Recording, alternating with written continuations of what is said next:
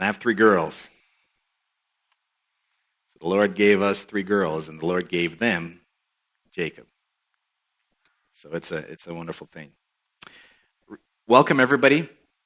A few new faces that I haven't seen, but thank you for coming. Recently, I read a story that went like this.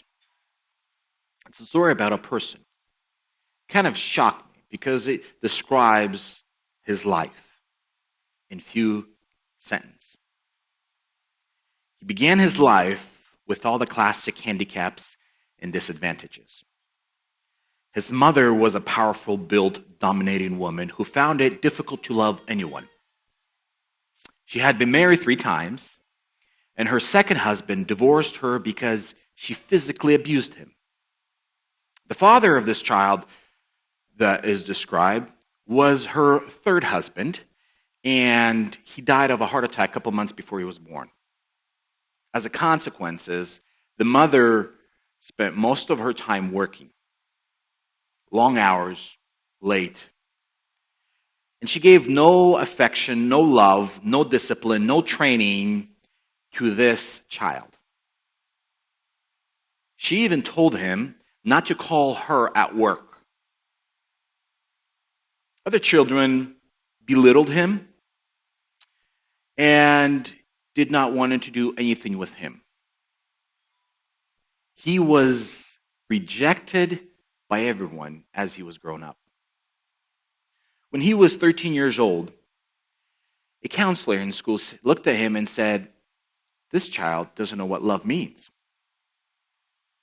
During his teenage years, he had difficulties in building friendship. Girls hated him, and he fought with boys.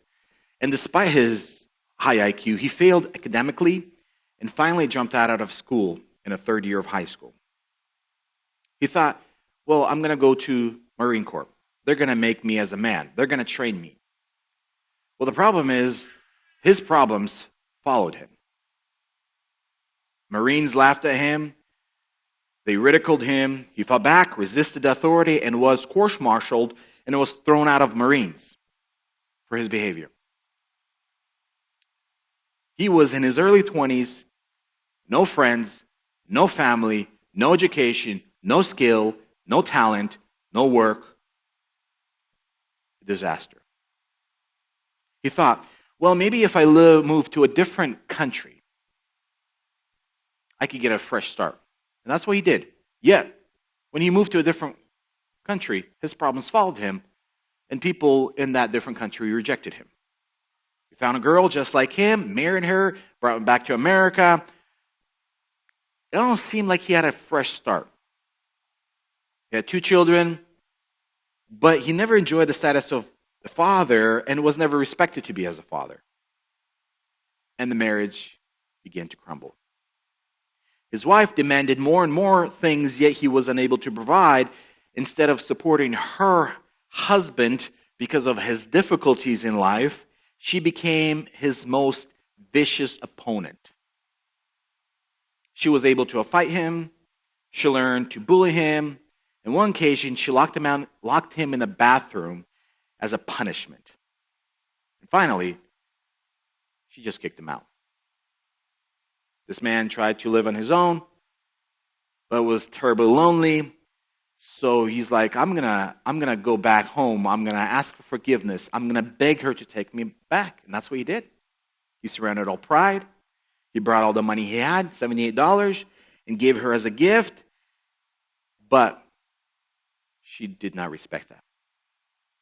She told him how horrible he was, and he fell on his knees for him and begged her to take him back. Yet no one, even his own wife, wanted this man. The next day, he arose, went to the garage, took his rifle, and went to work. And from the window on the 3rd floor of the building, he shot 2 shells on November 22nd, 1963. Those 2 shells end up hitting the head of President J.F. Kennedy. This man was Lee Harvey Oswald. Rejected by all, having no life, no father, no mother, no brothers or sisters, no friends. No one in his life was able to help him. Oswald killed a person who was the opposite of him. Kennedy had all success, all beauty, all wealth, family, and yet he took his life. Family matters. Family matters. Where we grew up, who our parents and who our children matters. That's what I want to talk to you today. When a child is not being guided by his father and his mother, he is seeking happiness in his own way. School becomes his teachers, peers become his life, YouTube and Snapchat becomes his activities. Child who are left on their own seek path of success based on their own opinion, based on their own experience, and end up crashing. Our culture demands a lifestyle that takes away parenting. Most mothers in America work. Childcare and school where children spent most of their days. Greed for American life, for success, to have a house, to have a good modern car, to have a life comfortable, to go on vacation once a year, forces not only a father to go to work, but a mother to go to work. We know that. We live in the same context.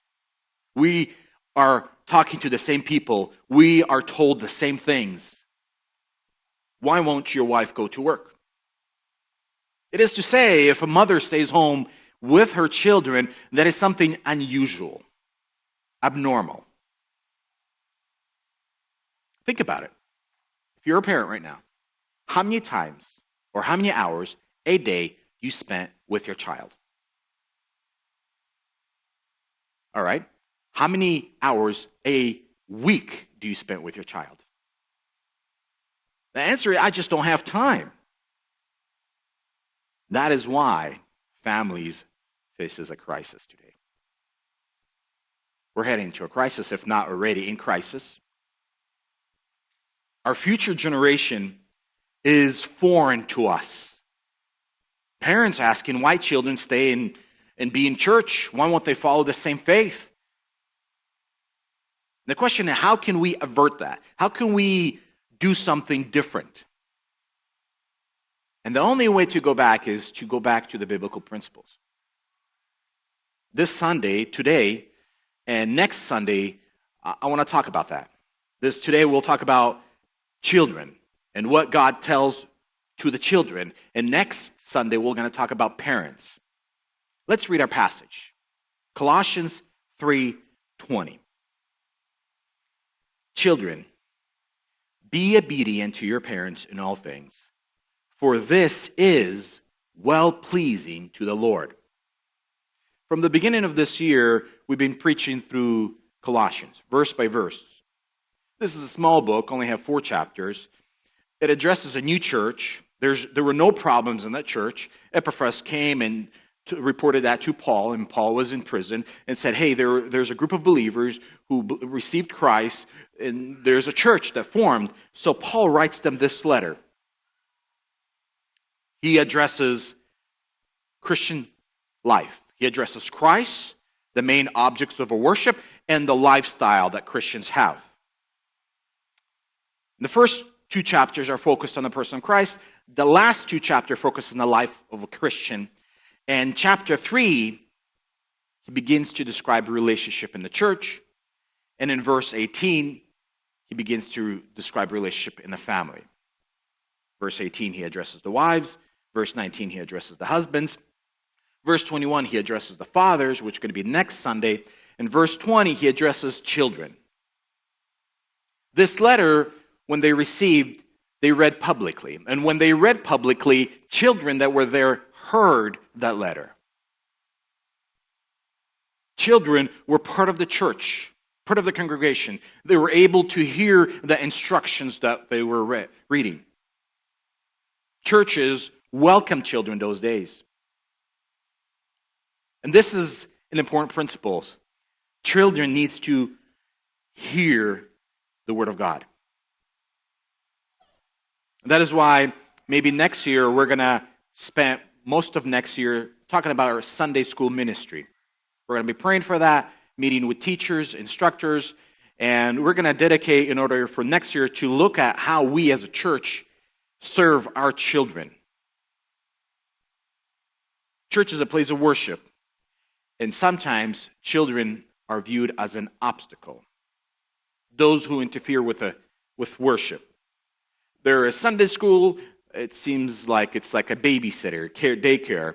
As long as parents could sit here and listen and not be interrupted, children, they could do whatever they want. And I get it. Having children can be worse and stressful, tiring. Especially if you have 5 kids or 10 kids. That is why children are not viewed as main priority in church. I think they're making a mistake. Children is our future. Children are our future. They lead to teens, they lead to youth. Discipline, instructions begin not with when they turn 18 and they get to do whatever they want to do. That begins from day one. There was recently an article that kind of spoke about gender-neutral child. And what shocked me is we have this person who is a non-believer, and she is so frustrated that the way she's trying to raise her child is not working out, and she's worried. A non-believer. The article reads like this: we're raising our daughter gender-neutral, but she only wants pink dresses. This is a 3-year-old girl. Our daughter adores color pink, insists on wearing dresses, and is currently obsessed with accessories. I'm fine with this, so I hope it will be a phase. She is afraid that her gender-neutral daughter is going to continue liking pink. Think about it. This is in a newspaper describing to America, teaching parents. She is worried that her child will be the way that God designed her. How much more we Christians need to think about our children? How much more we Christians need to think about our children? Let's go back to our text. Children, be obedient to your parents in all things. Now, one of the questions that are often asked, how old is this child? Is this child when he lives with his parents, or is this child is only a child till he's 18? How old is this child? Well, in Jewish context, they were recognized as an adult at age 13. Man needs to be 13 years old to qualify to be part of 10 men who constitute synagogue. Josephus, one of the historians, he says, I was 14 years old and instructed the wise. Jesus was 12 years old. Remember that story in Luke? And he left behind just because he was moving from that childish to a manhood at age 13. But here's the thing. What's the minimum wage that they can marry in those times? Anybody has an idea? 12 for girls, 14 for boys. Do we have a 14-year-old boy here? Well, you could get married. 1 Corinthians 7:36 says, but if a man thinks, talking about dad and a daughter, if a man thinks that he's acting on becoming towards his virgin daughter, if she is past her youth, that's what it's talking about. That age of 13 must be so. Let him do what he wishes. He does not sin. Let her marry. That was a decision of her father. The stage of a girl was she came into life until she was no longer breastfed. That's one stage. After she was weaned off, she faced puberty, and after puberty, marriage. Mother was the main influencer of a child until the age 7, and after the age 7, dad took over.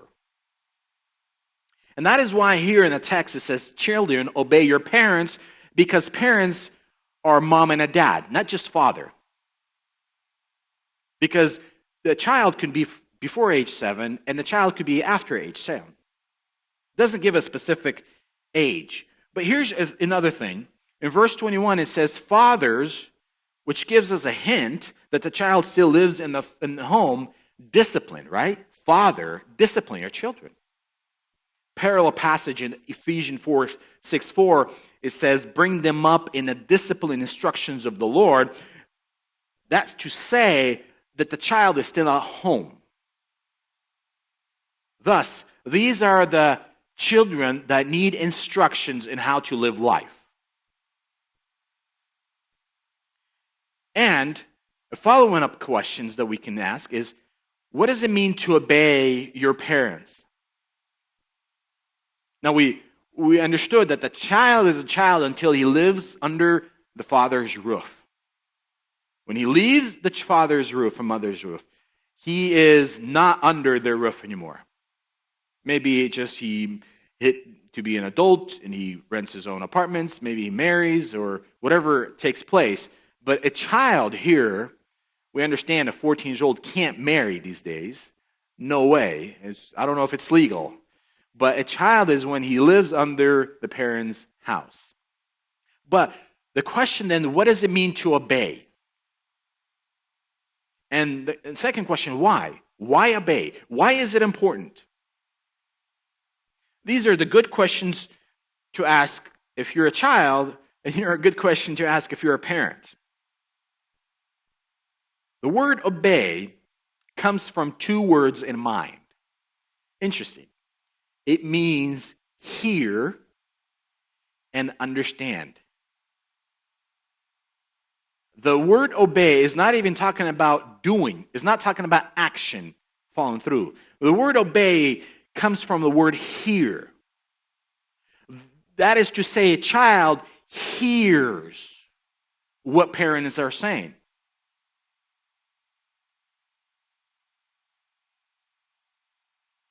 In a different context, the word obey stated as an command. Look, it used this word when Jesus was talking to demons or cast out demons and had power over weather. Matthew 8:27. The men were amazed and said, what kind of man is this that even the wind and the sea obey him? The same word, obey. Mark 2:27. They were all amazed, so they debated among themselves, saying, what is this? A new teaching with authority. He commands even the unclean spirit, and they obey him.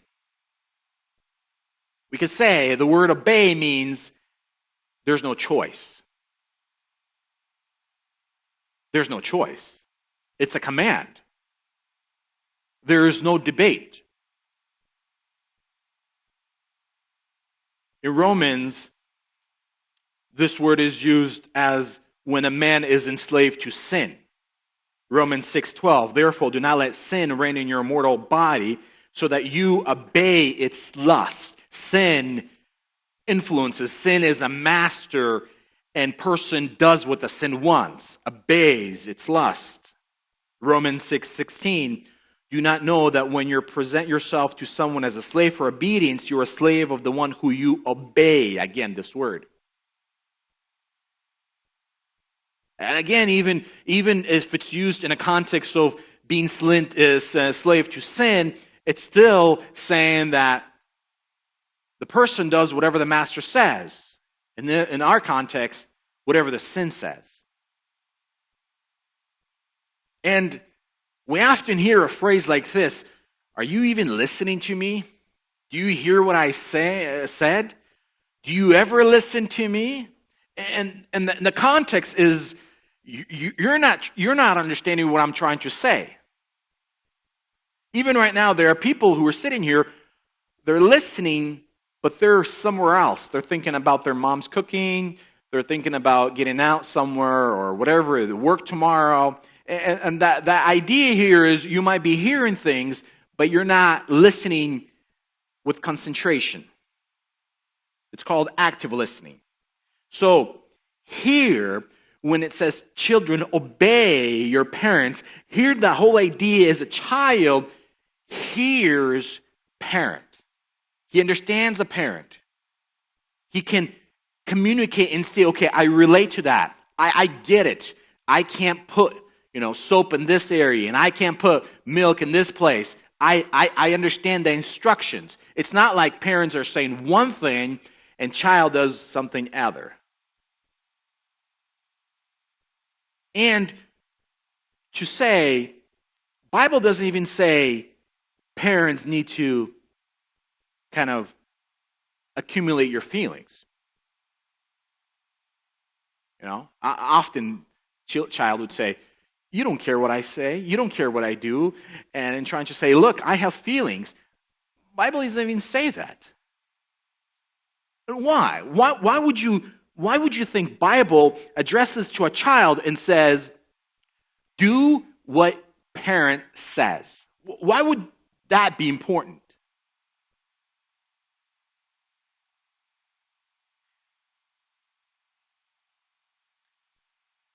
Children, disobedient children is not new.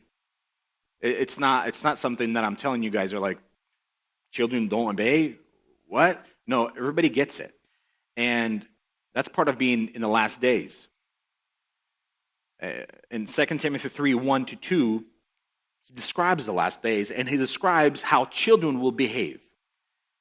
But realize this, that in the last days, difficult times will come.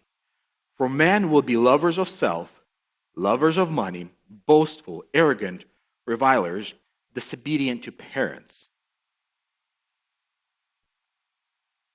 Disobedient to parents. That's part of being the last. In the book of Romans, when it's talking about man walking away from God, living a life on his own, the consequences of that disobedience to parents.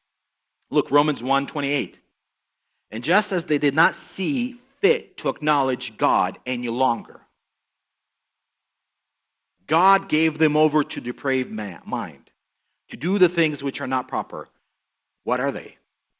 Slander, haters of God, insolent, arrogant, boastful, inventors of evil, disobedient to parents. The root of disobedience is not having a proper worship. The root of disobedience is not having a proper heart. Verse 32, although they know the ordinance of God, they know what God said, they know what God instructs, but those who practice such things are worthy of death. They not only do the same, but they also give hearty approval to those who practice them. And it is normal in our culture when a teenage grows up, a child grows up, to rebel against parents. And you know why is it normal? Because teachers will say that's normal. You know why it's normal? Because peers will say that's normal. You know it's normal? Because the world will say that is normal. Leave your home. Do whatever you want. It's your body. So when a person has a wrong perspective of his worship, when he does not worship God, he does not believe in God, he does not submit to God, the consequences of that behavior, disobedience. Disobedience. Find me a teenage these days who will say, being obedient to your parents is a good thing. Maybe one. Maybe two. Everybody else will say, do whatever you want to do. Why? Why? Because the person worships himself. Family comes into mind. Early in my life, when I was still single, there was a family, and they came to church. They had 6 kids. I know them a little bit well because we were in the church, and the father was in choir, the mother was in the Sunday school, and it seemed like everything was going good. The father actually came out and sang before the church. He had his own business and had to pay the bills, and he came late. The wife, the mother, she went to school, got a degree. She began working evening shifts, and children were nowhere in their mind. Both of them served in church. All 6 children left church. Not only left church, left into a life of disaster, sin. You know? And they come to church, these parents are saying, God, why? Why? There's a reason why it says, children, be obedient to parents. There's a reason that the instructions are only from parents. There's a reason that parents are the main influence in our life.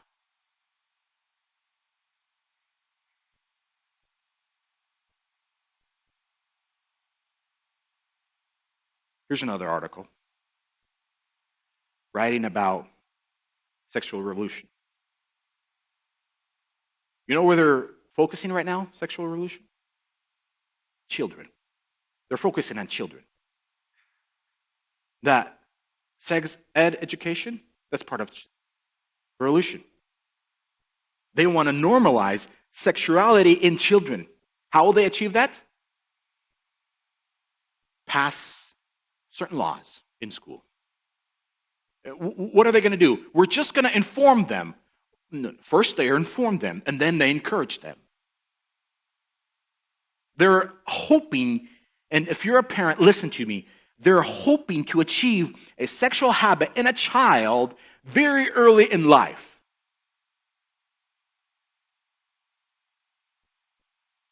Think about it. They are hoping to achieve sinful habits in a child from early in life. Why? Because these habits will shape them as they grow up. And when they grow up, the world doesn't need to tell them what to do. That's what they want to do. That's just sick, disgusting. And that is why that mother of a 3-year-old girl is frustrated that she doesn't want to be boy. The article goes on and to say Google, Apple, Netflix are trying to normalize in cartoons, in shows, in advertisement, the way of sinful behavior. When a child grows up and watching a YouTube video or a cuties, in order to normalize this behavior, we're living in a very difficult time today.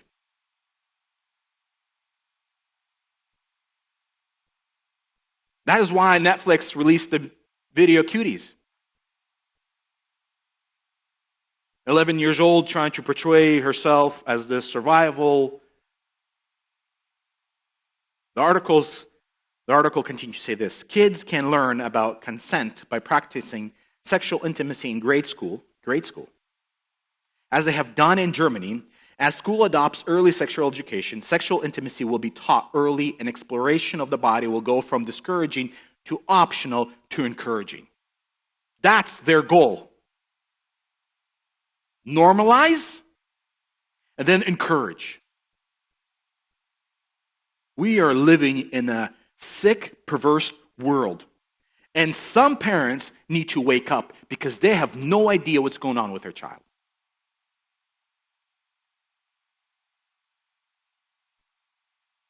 One click, a simple video, will normalize a child's mind.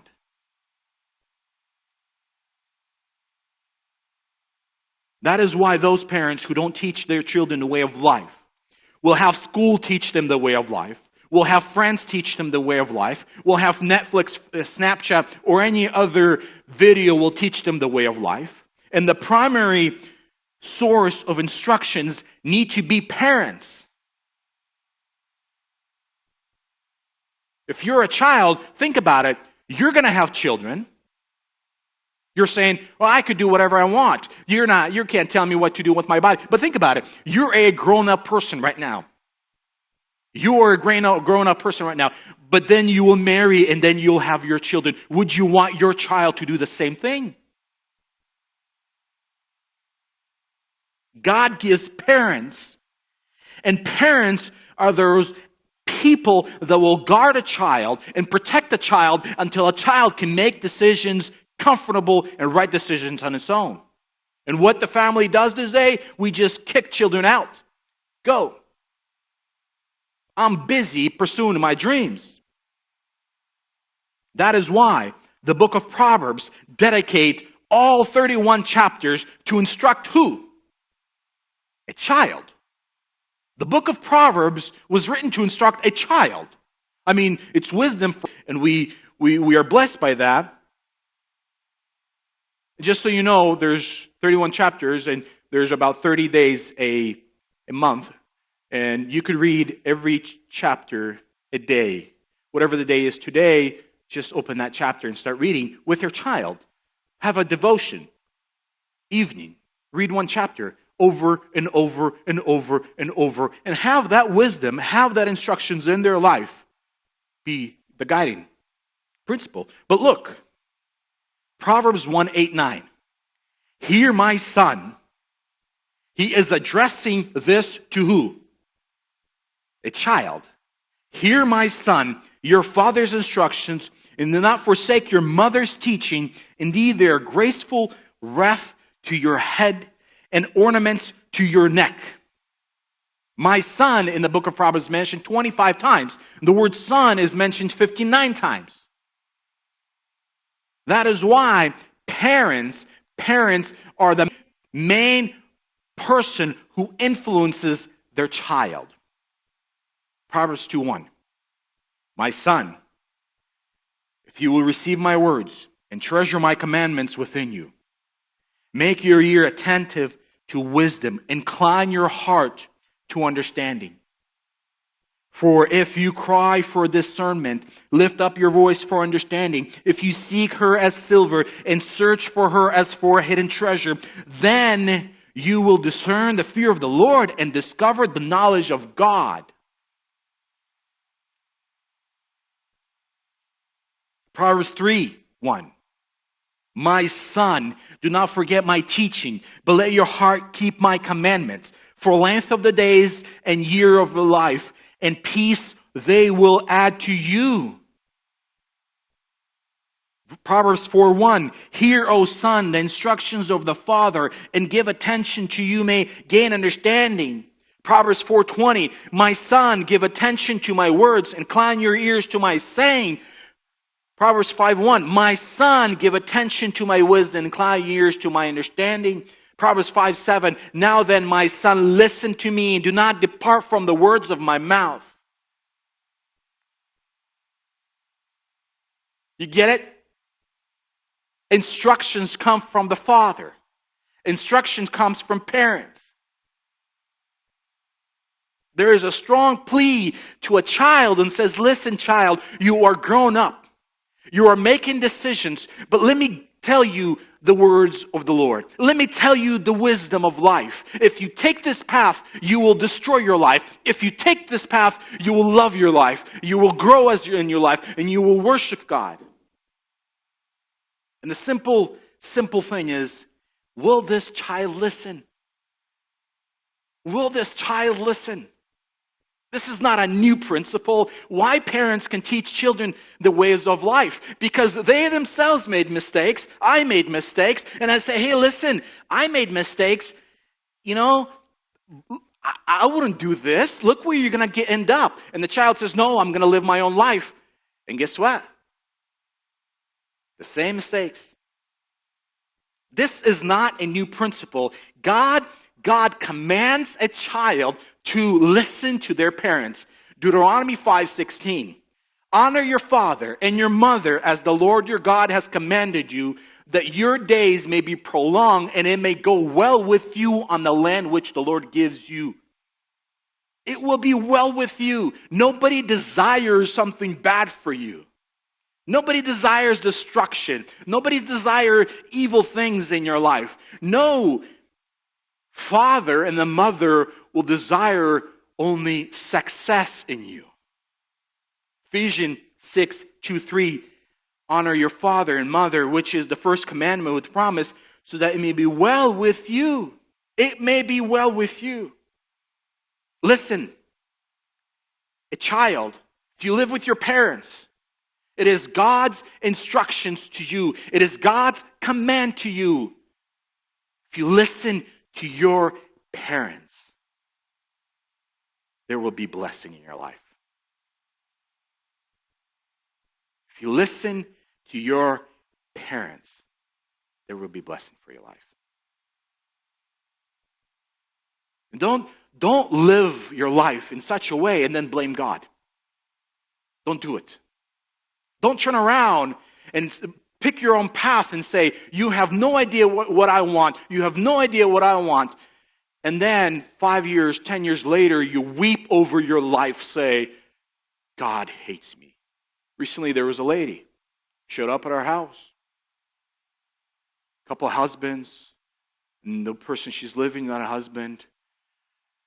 And she sits there and weeps and asks this question, why does God hate me?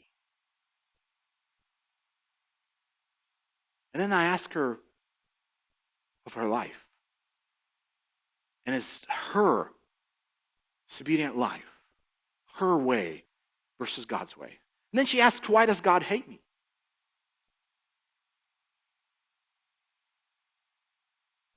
Son and a daughter, you are blessed to have a Christian parent.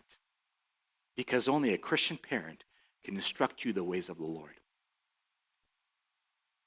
I want to finish with this proverb. Proverb 1:24. The consequences of disobedience. The consequences of disobedience. Called and you refused. I stretched out my hands and no one paid attention. And you neglected all my counsel and did not want my reproof. I will also laugh at your calamity. I will mock when your dread comes. When your dread comes like a storm, and when your calamity comes like a whirlwind, when distress and anguish comes upon you, then they will call upon me, but I will not answer. They will seek me diligently, but I will not find. Because they hated knowledge and did not choose the fear of the Lord, they would not accept my counsel. They spurned all my reproof, so they shall eat the fruits of their own way and be sated with their own devices. The waywardness of naive will kill them, and the complacency of a fool will destroy them. But he who listens to me shall live securely. Life. Suffering, depression, feeling loneliness, feeling despair, feeling rejection, is a way to live apart from God. Thus, children, be obedient to your parents in all things, for that is the way of the Lord. Let us pray. God, you are our Father. You are a loving Father.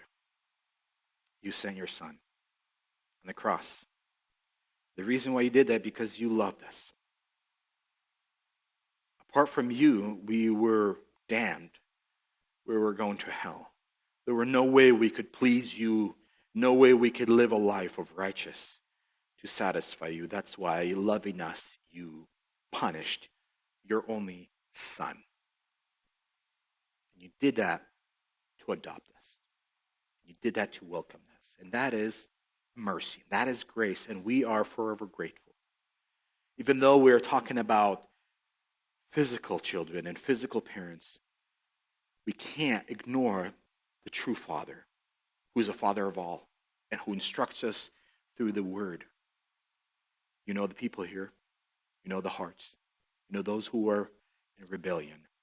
I pray that if you are a father to them, rebuke them in such a way that they will live an honored life. If they don't know you, I pray that you can convince them of their sin and adopt them in the new life, a new family. I pray that we as parents would fear you first of all and instruct our children the ways of your word. We would stand and push back on the evil, on the world, on the sin, and love our children in such a way to teach them your principles of life. And I pray that for every parent here, give us grace. Give us grace. Give us a heart. I pray for children here so this command, simple command to obey, would be real in their life. Those who don't have good relationship, let be the day today to reconcile. Let a child go to a parent and ask for forgiveness and say, I want to obey you because that is life for me. Let you be honored in our families because we love you, because you love this person. I pray this in Jesus' name. Amen. Thank you, church. Have a blessing day.